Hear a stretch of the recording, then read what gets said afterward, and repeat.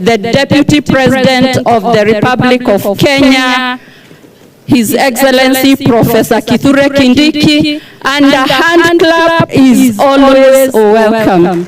Karibu sana, Your Excellency. Thank you very much. I request that we get seated. Thank you, Rebecca, our Minister for Tourism and Wildlife, and the great team from the ministry, the PSs, the CEOs, and everybody else. I am pleased to be here at Uhuru Gardens, a site infused with history, at the opening of the 2025 Magical Kenya Travel Expo. I welcome all of you, guests and stakeholders alike. Your presence here confirms that Kenya is a trusted and dynamic player in the global tourism space. Tourism is a critical anchor of Kenya's economy and a pillar of the bottom-up economic transformation agenda that we are pursuing in this country.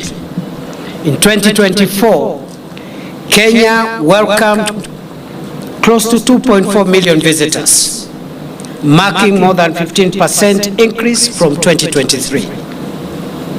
Revenue from tourism increased by 20% to 452 billion Kenya shillings, an equivalent of 3.5 billion US dollars, with domestic tourism showing significant growth potential.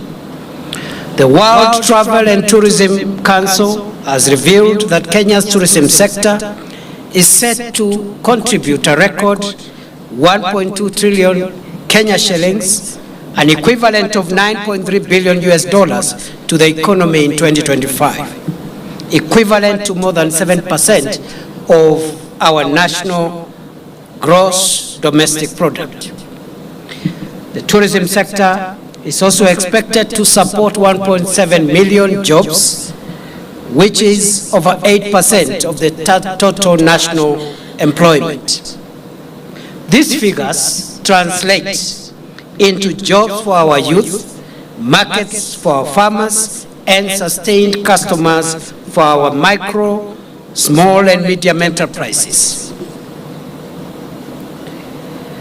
The unique multiplier effect of tourism cannot be overstated. Every visitor who chooses Kenya supports our agricultural sector through the food they enjoy. They support our transport sector by the air, road, and rail travel. They support our local cottage industries through the crafts they purchase. They support the hospitality sector through the hotels, conferences, and entertainment facilities they patronize. This is why, within our national agenda, we have positioned tourism as a fundamental business enabler and a platform that stimulates investments while giving foreign exchange and uplifting countless auxiliary industries. Our commitment to enabling tourism to prosper is underscored by the government's transformative strides in improving our infrastructure. The upcoming Nairobi-Nakuru-Mau Summit Highway, for instance, will dramatically ease travel from here, Nairobi, into Western Kenya. It will also provide seamless access to iconic sites like the Lake Nakuru National Park and the scenic tea estates in the highlands of Kericho. At the coast, the landmark Mteza Bridge and the Dongo Kundu bypass have already revolutionized access to the south coast of Kenya. The Lamu Port development, the standard gauge railway expansion, the broadband, internet, and energy connectivity projects are all designed to create an enabling environment for tourism. In aviation, Kenya is opening up its skies. Direct flights from global hubs such as New York and London, including the newly launched Gatwick route by our national carrier Kenya Airways, now ensures that visitors can reach our shores within unparalleled ease. Visa-free access and upgraded hotel standards continue to augment these efforts. Kenya is enhancing its position as an East African hub. We must, however, do more to operationalize the bilateral air service agreements that remain latent, especially with our target constituent jurisdictions across the African continent. We are witnessing the exciting rise in cruise tourism. The reception of the Norwegian Dawn in Mombasa earlier this year signaled our readiness to capture a tourism potential of immense proportions. The subsequent birthing of numerous liners at the modern Mombasa cruise terminal has reinforced this growth by bringing direct economic benefits to a wide array of local entrepreneurs. Ladies and gentlemen, despite the positive picture, our numbers could do better. We remain head above shoulders when ranked against our East African brothers, but struggle when compared to destinations in North and South Africa. Indeed, Tanzania and Uganda numbers are rapidly rising at 2.1 million and 1.37 million visitors respectively in 2024, the same period of review. This, of course, pales in comparison to the global giants in Asia and Europe, raking in numbers in the double digits. With Africa emerging as one of the strongest performing regions in global tourism recovery for the year 2025, we must do more to tap into this growth and drive performance. Kenya's traditional offerings of wildlife safaris, cultural heritage, and coastal retreats must indeed continue to draw international visitors, but they must be complemented by new and innovative products. I commend the Ministry of Tourism and Wildlife in its recent efforts to drive the Astro-Tourism initiative that takes advantage of Africa's equatorial positioning. Desert safaris in areas such as Chalbi are also emerging as significant tourism opportunities to rival the Middle East and Asian markets.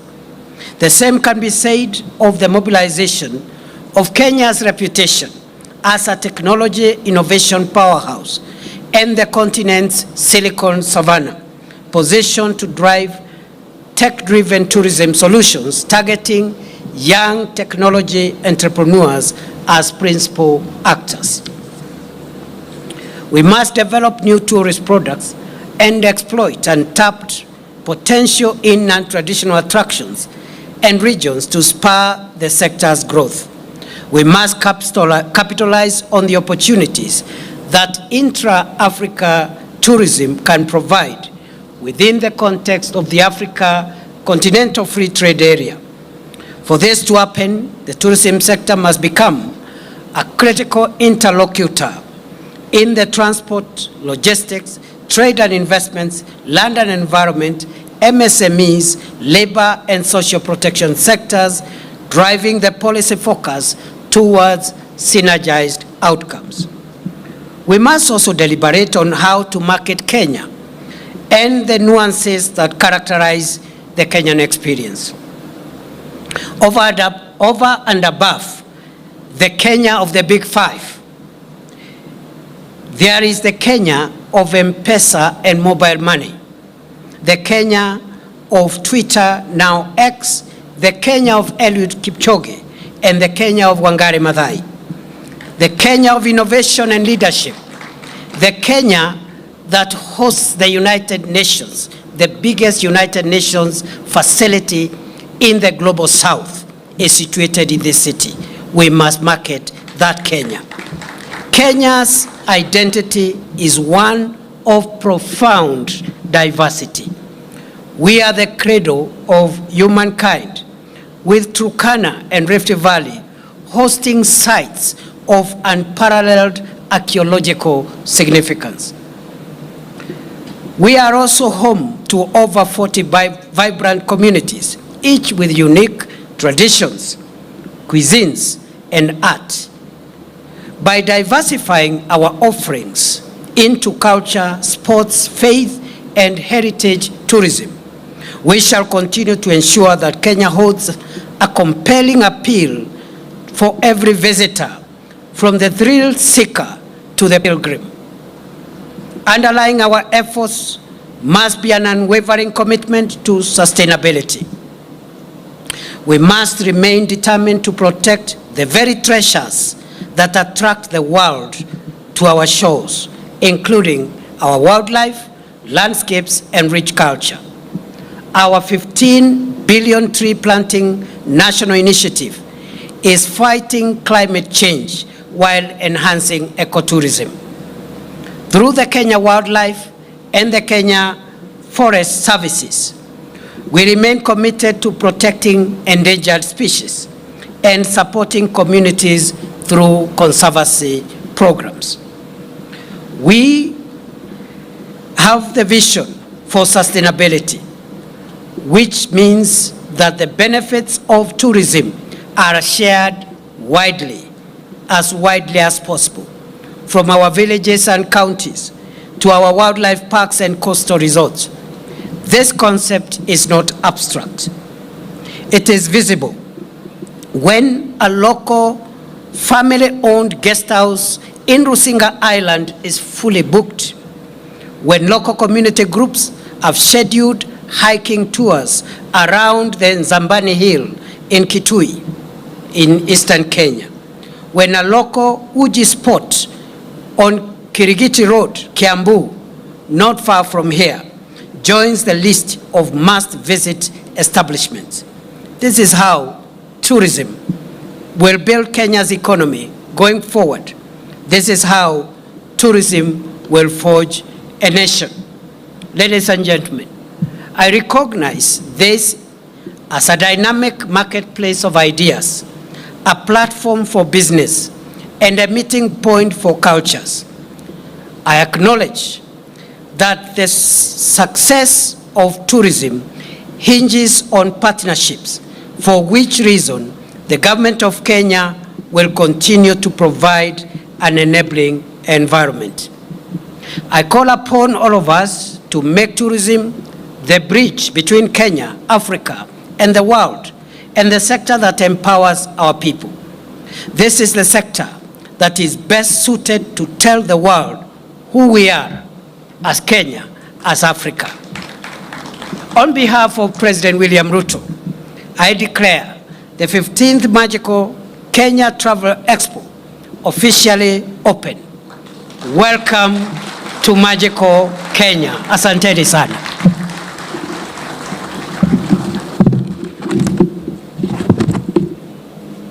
Your Excellency, kindly before you leave, we have some gifts. I welcome our